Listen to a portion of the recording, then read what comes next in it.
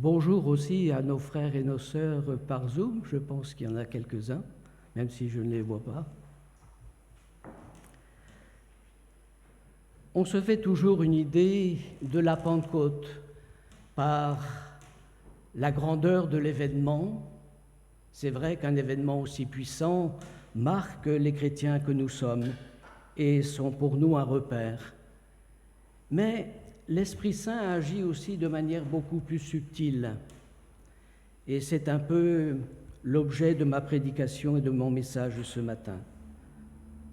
Pour cela, nous allons faire quelques lectures. D'abord dans Jean 3:8. François, si tu veux bien lire. On l'a déjà vu tout à l'heure. Tu en entends le bruit, mais tu ne sais ni d'où il vient, ni où il va. De même, tu ne saurais dire comment un homme renaît du souffle de l'esprit. Alors, le deuxième passage dans Actes au chapitre 2, versets 1 à 4. Si quelqu'un veut bien prendre le relais. Stéphane. Le jour de la Pentecôte arriva. Les disciples étaient tous rassemblés au même endroit. Tout à coup, un grand bruit survint du ciel. C'était comme si un violent coup de vent s'abattait sur eux et remplissait toute la maison où ils se trouvaient assis. Au même moment, ils virent apparaître des sortes de langues qui ressemblaient à des flamèches. Elles se séparèrent et allèrent se poser sur la tête de chacun des assistants. Voilà. Et ensuite, un petit peu plus loin dans ce même chapitre, des versets 14 à 18. Alors Pierre s'avança, entouré des onze. D'une voix forte, il dit à la foule, « Écoutez-moi bien, vous qui habitez la Judée et vous tous qui êtes de passage à Jérusalem. Laissez-moi vous expliquer ce qui s'est passé. Certains d'entre vous insinuent que ces hommes-là seraient ivres. Vous n'y pensez pas, il est à peine 9 heures du matin. Non, mais vous assistez à l'accomplissement de ce que le prophète Joël a prédit. Voici ce qui arriva dans les derniers jours. Ce qui arrivera dans les derniers jours, dit Dieu. Je répandrai de mon Saint-Esprit sur tous les hommes. Vos fils et vos filles prononceront les paroles que je leur inspirerai. Vos jeunes gens auront des visions, et vos aînés recevront des révélations par des songes. Oui, certes, en ces jours-là, je répandrai mon esprit sur les plus humbles parmi mes serviteurs et mes servants, et ils parleront en mon nom. Voilà. Merci.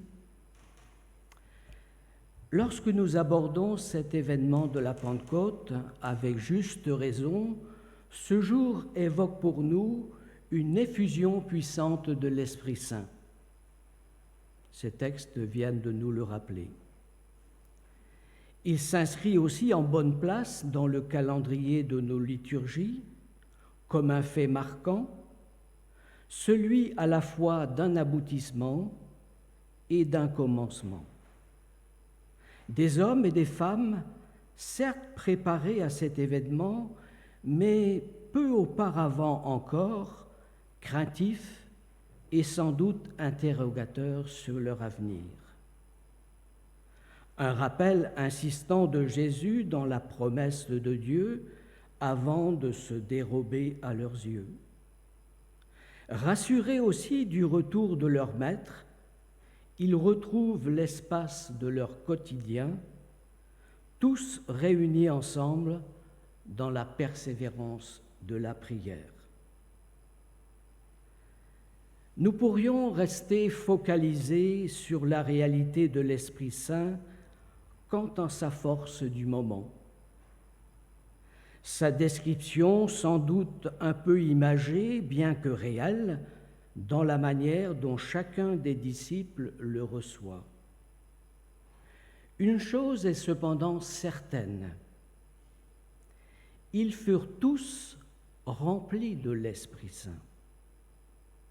Des disciples connus par leurs témoignages qu'ils nous ont laissés, Jean, Matthieu, Marc, Luc, Pierre, Jacques, Jude, par exemple. Mais ceux dont on décrit aussi à peine l'existence et desquels on ignore pratiquement tout du déroulement de leur vie. Sur cet événement, aux conséquences extraordinaires, entre autres raisons, pour Dieu sans doute de marquer d'un grand coup l'éclat de l'Église naissante, ouvrant aux disciples un large champ conforme à l'ordre de Jésus. Allez, faites de toutes les nations des disciples. Mais lorsqu'on s'intéresse un peu plus près au cheminement de ces premiers disciples, nous pouvons constater que dès le commencement de leur marche de foi avec Jésus, ils ont bénéficié de l'œuvre nourricière de l'Esprit Saint. Chaque marque de ce qu'ils sont, au fur et à mesure de leur devenir, est le fruit d'éveil à l'Esprit et par l'Esprit. Une transformation permanente, les préparant à être capables de pérenniser l'œuvre que Jésus-Christ leur a confiée. Marque dont ils portent le sceau divin et dans lequel ils seront toujours gardés par lui. Contrairement à l'aspect spectaculaire de l'Esprit Saint relaté dans le livre des Actes, celui-ci est à l'œuvre de manière constante, subtile parfois, tout en étant aussi efficace, exprimant sa pleine liberté à travers la bouche de Jésus lui-même, le vent qui souffle où il veut et tu en entends le bruit. Mais seulement en y prêtant une oreille exercée et attentive, comme les disciples de la chambre haute. Tu ne sais pas d'où il vient ni où il va, mais cependant, tu le reconnais lorsqu'il se pose. Nous ne choisissons pas notre famille humaine, tout autant que nous ne choisissons encore moins notre famille spirituelle que constitue l'Église. Il ne s'agit pas d'une appartenance à une sensibilité plus qu'à une autre, même aussi respectable qu'elle puisse être. Nos considérations, dans ce cas, pour en apprécier l'authenticité, ne sont pas toujours les meilleures. Tout commence en réalité par une seule caractéristique qui ne nous appartient pas en propre. N'étant ni d'une convenance naturelle de notre part, aussi sans décision de notre part.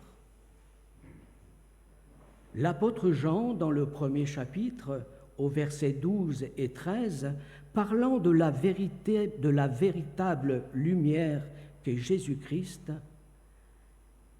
Jean, homme d'esprit sans aucun doute, ne s'est pas contenté de rassembler ses souvenirs. En réalité, ce qui donne foi à son témoignage, c'est son inspiration d'homme pleinement imprégné de l'Esprit Saint. Non seulement en ce jour mémorable que nous évoquons aujourd'hui, mais entretenu durant toute sa vie. Alors, que nous révèle-t-il sur la venue de cette lumière? À tous ceux qui l'ont reçue, elle a donné, dit-il. D'abord, la référence à Jésus lui-même, par le don de lui-même qui l'a conduit au bout de la croix, en nous éclairant par l'ouverture de notre être tout entier, âme, corps et esprit. Elle a donné, oui, mais le pouvoir, non une possibilité immédiate ou future, mais une certitude de Jésus-Christ en premier lieu, qui le déclare et nous le garantit. Mais il nous faut aussi la nécessité de notre réponse de foi pour devenir enfants de Dieu à ceux qui croient en son nom. Dieu nous donne en Jésus-Christ ainsi un statut dans lequel il nous invite aussi à progresser pour grandir et s'affirmer. Jean et les autres disciples en sont et en font par bien des points l'illustration. Nous n'avons pas beaucoup de détails sur les rapports des disciples entre eux. Frères et sœurs en la foi, seule chose qui compte. Par contre, leur cheminement vers ce qui leur est nécessaire les ont conduits dans la même direction, vers le même but. C'est là que se remarque, au-delà des affinités, des complicités, parfois aussi des divergences, des querelles et même les dissensions, dans l'adversité comme dans la joie et la peine, ce qui les unit vraiment et en fait leur force, enfants de Dieu. La marque d'un sceau immuable, indépendamment de notre origine naturelle, notre ethnie, notre apparence physique, nos capacités morales ou intellectuelles. Non, sur les critères que Dieu seul a définis. Ni de la volonté de la chair, ni de la volonté de l'homme, mais de Dieu. Alors, il désigne à nouveau le but de notre prédestination. Alors, attention, comprenons bien dans le sens où nous retrouvons en Jésus-Christ la destination première de l'être humain et non un choix dans lequel une partie de l'humanité n'aurait pas accès. Le salut est certes offert à tous, mais il fait appel au libre arbitre de l'homme dans son choix de l'accepter ou de le refuser. En Jésus, l'homme retrouve son destin initial, créature à l'image et à la ressemblance de Dieu. Nous sommes frères et sœurs dans une génération nouvelle dont Jésus est le premier d'entre nous, c'est-à-dire l'aîné, le premier d'un grand nombre de frères, nous dit le psaume 89 au verset 27. Une génération qui en produit une autre encore et toujours, dont nous sommes aussi aujourd'hui au XXIe siècle, les descendants en quelque sorte. L'apôtre Paul dira de Jésus: il est l'image du Dieu invisible, le premier-né de toute la création. Mais vis-à-vis de notre Dieu, notre position sera aussi toujours celle d'un serviteur. Car l'apôtre dit: c'est de lui, par lui et pour lui que sont toutes choses. En réalité, nous avons à nous prévaloir de rien, sinon que de faire fructifier ce que nous avons reçu. Quelle serait alors notre joie de pouvoir s'entendre dire par Dieu: bien, bon et fidèle serviteur, tu as été fidèle en peu de choses, je t'établirai sur beaucoup. Entre dans la joie de ton maître. D'une manière générale, nous sommes tous serviteurs de Dieu, puisqu'en cette qualité, nous sommes tous appelés à exercer notre service. Le serviteur de Dieu ne se distingue pas par celui d'une particularité seulement, comme par exemple celui que l'on attribue particulièrement, voire parfois exclusivement au pastorat. Ce qui doit nous distinguer, c'est le service lui-même dont nous sommes capables et formés et participent au bien commun. Certes, mais il est des services par lesquels nous pouvons entrer et faire œuvre commune.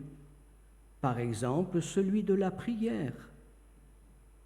Notre service se fait individuellement et collectivement dans le bien commun dont nous sommes partis, destiné simplement à la seule gloire de Dieu par l'Église dont Jésus est la tête. Nous sommes serviteurs de Dieu dans la mesure où notre service contribue aussi au celui des autres. La louange, un groupe de louanges contribue à faciliter et enrichir la louange de tous. Un exemple de ce que vers quoi notre qualité de serviteur de Dieu est aussi un service aux autres. Le serviteur de Dieu contribue pour sa part au bien-être de l'Église, dans ce qui est proposé, dans ce qu'il propose lui-même, pour l'ancrage de l'Église dans la société, pour son témoignage, à être ce qu'elle est avant tout, le reflet divin. Après la Pentecôte, chacun par ses dons s'est fait serviteur de Dieu, et par là même celui des autres, chacun étant équipé pour témoigner à sa manière, d'abord ensemble, 3000 personnes, vous vous rendez compte, mais aussi tout au long de l'Évangile et du témoignage des uns et des autres, chacun dans sa particularité a œuvré ensemble. La création de ce que nous appelons la Bible est la parfaite illustration de ce que l'apôtre Paul décrit en disant « Il y a diversité de dons ».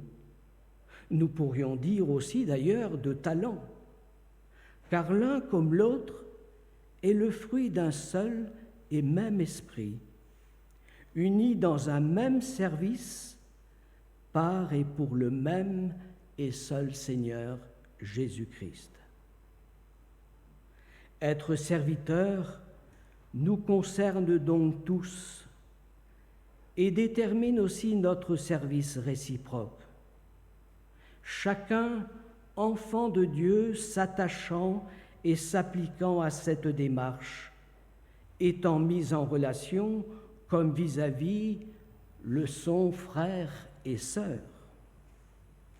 Puisque nous avons en Jésus-Christ la foi de ne pas avoir à choisir notre frère ou notre sœur, mais par la volonté de l'Esprit Saint, de l'être simplement l'un pour l'autre.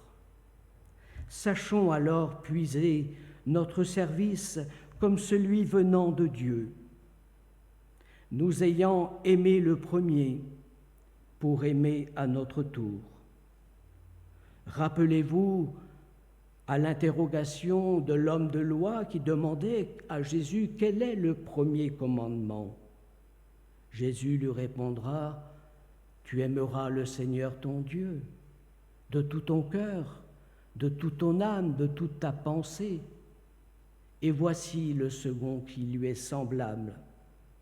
Mais si les seconds, c'est qui dépend aussi du premier. »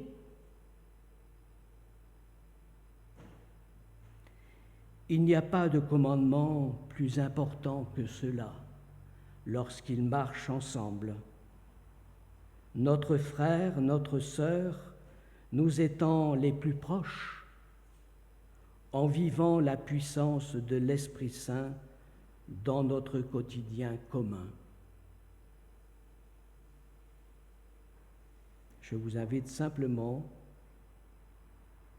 à quelques instants de silence.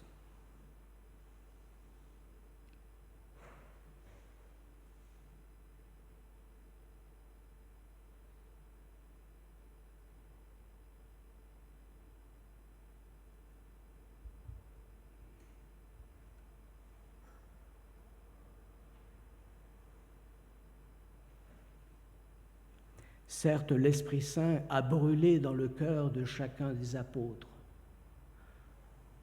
Chacun aurait pu imaginer être aussi ce jour-là. Mais nous savons aussi, ça nous a été rappelé par Françoise à travers sa présidence, que la présence de l'Esprit Saint est permanente.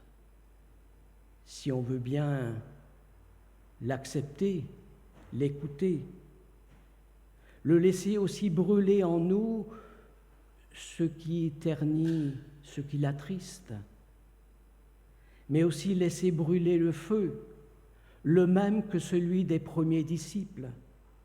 Aujourd'hui, dans notre monde, rien n'a changé. L'homme reste toujours le même, avec la même attente, les mêmes besoins.